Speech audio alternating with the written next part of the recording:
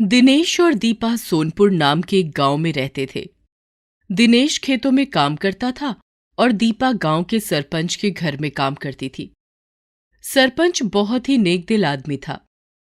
होली आने वाली थी। दीपा के 2 बच्चे थे। दिनेश बहुत गरीब था, इसलिए वो अपने बच्चों को कुछ ज्यादा नहीं दे पाता था। एक बार की बात है, दिनेश दीपा से कहता है, देख दीपा, इस बार अगर अच्छी फसल हुई तो हम सब मिलकर होली बड़े धूमधाम से मनाएंगे। हाँ जी, आपने ठीक कहा। बस भगवान से यही प्रार्थना है कि वो सब ठीक रखे।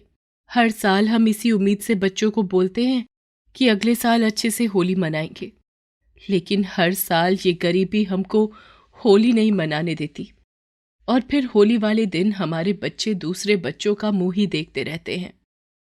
इतने में उनके दोनों बच्चे आ जाते हैं और अपनी माँ से कहते हैं, हाँ माँ, तुम हर साल बस यही कहती हो कि अगले साल सब कुछ अच्छा हो जाएगा, पर आज तक नहीं हुआ माँ। हाँ माँ, इस बार हमें कोई बहाना नहीं सुनना। इस बार तुम हमें अच्छे अच्छे पकवान, पिचकारी और रंग दिलवाओगी। हाँ हाँ बेटा, जरूर। अब तुम जाकर खेलो। बच्चे बाहर चले जाते हैं। दिनेश और दीपा फिर से आपस में बात करने लगते हैं। दीपा, तूने बच्चों से वादा तो कर दिया, पर तुम चिंता मत करो, सब ठीक होगा। और फिर वो दोनों अपने अपने कामों पर चले जाते हैं। दिनेश खेतों की तरफ चल देता है और दीपा सरपंच के घर की ओर, क्योंकि वो सरपंच के घर पर काम करती थी। क्यों रे दीपा, आज आने में इतनी देर क्यों लगा दी? दीपा अंदर चली जाती है और अपने काम में लग जाती है और रात होते ही वो सारा काम खत्म करके अपने घर चली जाती है। और उधर दिनेश भी खेतों से काम करके लौट आता है। दीपा के मन में तो वही पकवान आ रहे थे। वो सोच रही थी कि काश मैं भी अपने बच्चों को वो सारे पकवान दे सकती, पर बेचारी क्या करती, वही रूखा सूखा खाना खाकर सो जाती है। आप देख लेना, इस होली पर मैं अपने बच्चों को पकवान खिलाऊंगी और उनके लिए रंग और पिचकारी भी लेकर आऊंगी। ठीक है दीपा, हम दोनों कोशिश करेंगे कि इस साल हमारे बच्चों को निराश ना होना पड़े। अगले दिन दीपा उठती है और जल्दी ही सरपंच के घर की ओर चलने लगती है। वो वहां पहुंचकर सरपंच की पत्नी से कहती है, मालकिन, होली आने वाली है, मुझे कुछ पैसे चाहिए। अरे, अभी तो कुछ दिन पहले ही तूने पैसे लिए थे, आज फिर मांग रही है? हाँ मालकिन, पर वो तो सब खत्म हो गए। होली पर तू पैसे का क्या करेगी? वो मालकिन, मेरे 2 बच्चे हैं, आपको तो पता ही है। उनका भी मन करता है कि उनके पास भी बहुत से रंग हो, पिचकारी हो, लेकिन मालकिन, हम इतने गरीब हैं कि हमारे पास तो खाने के भी पैसे नहीं होते। चल चल, बातें मत बना, देखती हूं कुछ हो सका तो दे दूंगी। मालकिन चली जाती है और दीपा अपने काम पर लग जाती है। सारा काम करके वो वापस अपने घर को चल पड़ती है। इस बार मैं अपनी बेटी के लिए जलेबी लेकर आऊंगी, उसको बहुत पसंद है जलेबी। और बेटे के लिए रसगुल्ला, बड़े ही चाव से खाएगा वो। दीपा अपने ख्याली पुलाव पकाते पकाते कब घर पहुंच जाती है उसको पता ही नहीं चलता। घर पर दिनेश भी उसका इंतजार कर रहा था। आ गई दीपा? हाँ, आप कब आए? बस अभी अभी आया हूँ। सोच रहा हूँ कल से खेत के काम के बाद थोड़ी मजदूरी करने चला जाया करूँ। क्या मजदूरी करने? लेकिन कहाँ मजदूरी करोगे? हमारे गांव में एक सरकारी स्कूल बन रहा है, उसी काम के लिए मैंने सरपंच जी से बात की थी। उन्होंने मेरा नाम भी लिखा दिया है। ये तो बहुत ही खुशी की बात है। होली तक 2 पैसे भी जुड़ जाएंगे। रात हो जाती है, दोनों सो जाते हैं, लेकिन दीपा की आंखों में नींद नहीं थी। हाँ हाँ, मैं मुन्नी के लिए नए कपड़े भी लूंगी। दीपा सो जा अब, देख आधी रात होने को है। हाँ हाँ, सोती हूँ। दीपा भी सो जाती है। दीपा आज बहुत खुश है और वो अपने दोनों बच्चों को पकवान खिला रही है। ले बेटी, जलेबी खा, पेट भरकर खाना। और बेटे, ये सारे रसगुल्ले तेरे लिए हैं। और ये देखो, देखो रंग और पिचकारी भी। होली खेलने के बाद तुम दोनों के लिए ये नए कपड़े भी लाई हूं मैं। वाह माँ, इस बार तो होली पर मजा ही आ गया। हाँ माँ, बहुत मजा आया। मैंने तो इतने रसगुल्ले कभी भी नहीं खाए थे। हाँ बेटा, मैं ये सारे तेरे लिए ही तो लाई हूं, मेरा राजा बेटा।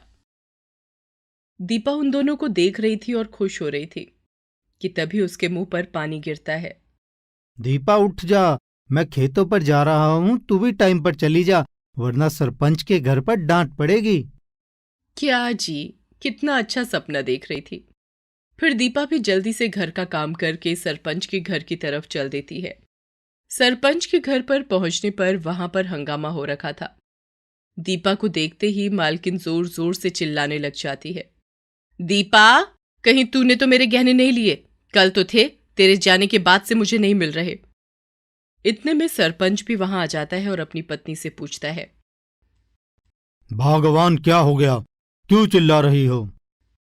सरपंच दीपा को डांटने लगता है और कहता है। देख दीपा, अगर तूने ही गहने चोरी किए हैं तो चुपचाप बता दे, मैं तुझे कुछ नहीं कहूंगा। लेकिन अगर पुलिस आएगी तो वो अपने आप ही तुझसे सच उगलवा लेगी। नहीं नहीं मालिक, ये आप क्या कह रहे हैं? हाँ हाँ, इसी ने ही चुराए हैं मेरे गहने। नहीं नहीं मालकिन, अगर आपको पैसे नहीं देने तो कोई बात नहीं, पर मुझ पर झूठा इल्जाम ना लगाओ, ना लगाओ।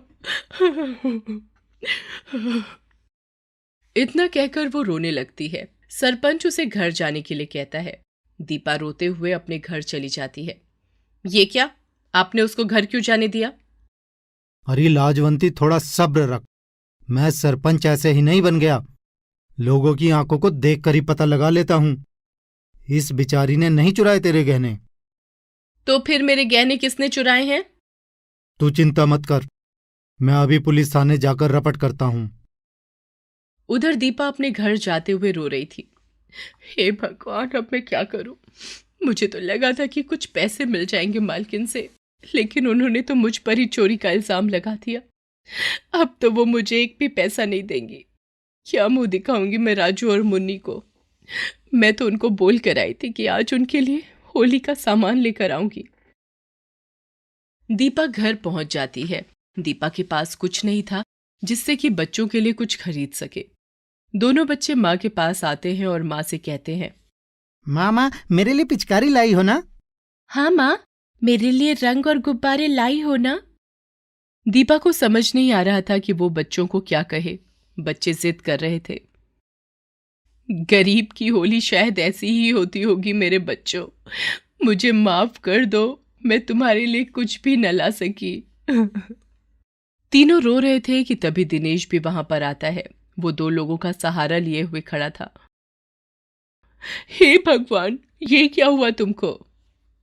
दीपा भाभी, कल रात एक चोर ने सरपंच के घर से गहने चुराए थे और वो आज सुबह उनको बेचने के लिए जा रहा था, लेकिन सामने से पुलिस को आता देख वहां से भागकर जो सरकारी स्कूल बन रहा है ना, वहां जाकर छिप गया।